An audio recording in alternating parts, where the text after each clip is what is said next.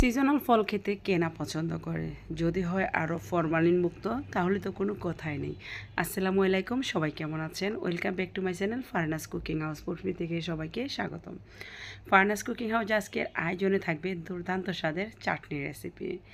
বাড়িতে যখন গিয়েছি রান্নাঘরের পিছনে গাছে দেখলাম এত লাল লাল কী হয়েছে। 1 বছর পরে যাই দেখি যে এই গাছটাতে এত সুন্দর জামরুল ধরেছে, একদম চোখ ফিরানো যাচ্ছে না। গাছ থেকে কয়েকটু জামরুল ফেড়ে নিয়ে আসলাম, তারপর এটাকে ভালো করে ধুয়ে নিচ্ছি। মাঝখানে যে আমি কালো কালো এগুলো ফেলে দিচ্ছি, এগুলোতে অনেক সময় পিঁপড়া থাকে। এটা ভালো করে ধুয়ে এটা পরিষ্কার করে দিবেন, নয়তো বাচ্চারা খাওয়ার সময় এটাতে কিন্তু আপনার যে মুখে কিন্তু যে কামড় কামড় হয়ে যাবে বা ঘা হয়ে যেতে পারে। এগুলোতে অনেক সময় পোকামাকড় থাকে, তাই এগুলা দিয়ে ভর্তা বানানোর আগে, খাওয়ার আগে এটাকে ভালো করে ধুয়ে কালো যে এটা থাকে মুখ দিয়ে ওটাকে নিয়ে নেবেন। ওখানে সবসময় দেখি যে পিঁপড়া থাকে। এখন আমি ধুয়ে নিচ্ছি, ধুয়ে এখন আমি পাতলা পাতলা করে কেটে নিচ্ছি। এটা হচ্ছে যে লাল জামরুল। তো এখন এই জামরুল ভর্তার জন্য আমি নিয়ে নিচ্ছি একটা কাঁচামরিচ নিয়ে নিচ্ছি, একদম মিহি করে আমি এটাকে কেটে নিচ্ছি। ঝালটা আপনাদের উপর নির্ভর করবে, আপনারা কেমন ঝাল খেতে পছন্দ করেন। এরপর আমি অ্যাড করব আপনার এখানে সামান্যটুকু চিলি ফ্লেক্স, যেটা শুকনো মরিচটাকে আমি তেলে ক্রাশ করে নিয়েছি। এরপর আমি এখানে দিয়ে দিচ্ছি স্বাদ মতো লবণ। তারপর এখানে আমি অ্যাড করব আপনার হচ্ছে যে বিট লবণ। বিট লবণ আপনারা দেওয়ার চেষ্টা করুন, বিট লবণ দিলে যে কোনো চাটনি খেতে কিন্তু খুব ভালো লাগে।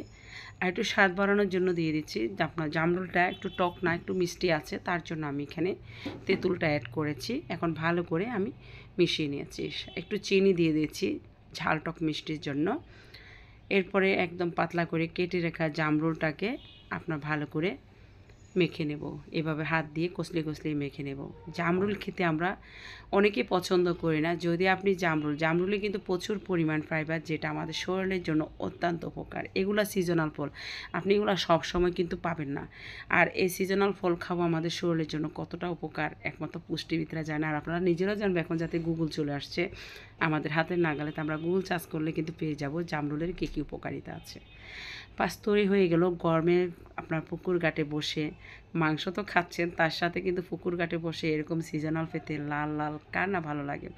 আমার বাচ্চারা তো এত সুন্দর করে জমিয়ে খেয়েছে, তারা আরও অনেকগুলো ফেরে নিয়েছে, বাছায় নিয়ে আসবে।